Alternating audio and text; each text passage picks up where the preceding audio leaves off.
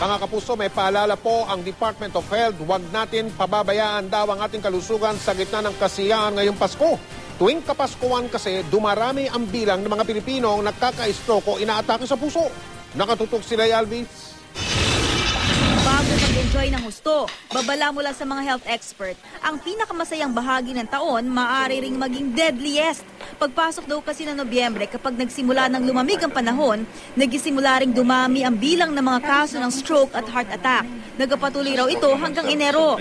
Kalimitan daw ang stroke at heart attack sa pagitan ng alas 4 at alas 8 ng umaga. Yung pagbaba ng external temperature ang nagkokos ng tinatawag na vasoconstriction or pagkipot ng ugat ng coronary arteries at ng cerebral arteries, leading to coronary artery disease or heart attack or stroke.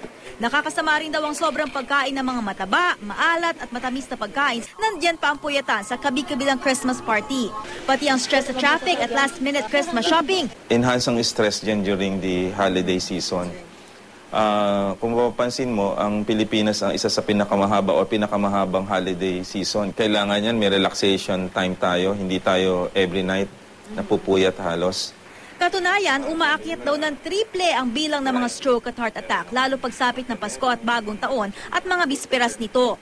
Partikular na at risk sa stroke at heart attack ang talagang may heart condition na, hypertension, obese, gayon din ang mga naninigarilyo at palainom ng alak. Ang siste pa, marami daw ang nagpapaliban ng pagpa-check up kapag holiday season na.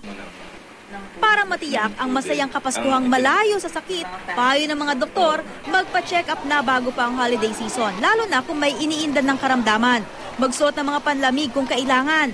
Iwasan ang mataba at maalat na pagkain, sa halip kumain ng mga gulay at prutas. Mag-exercise. Kung meron, regular na uminom ng maintenance medicines. Sa mga prone sa pneumonia at flu, magpabakuna. Iwasan ang pagpupuyat para iwas stress. Kung kailangang mag-Christmas shopping, huwag nang hintayin ang last minute. Payo rin ng DOH para siguradong Merry ang Christmas at Happy ang New Year. Make sure that our people don't drink too much and don't smoke too much. As a matter of fact, if they can stop, they should. Lea Alvis, Nakatutok, 24 Oras.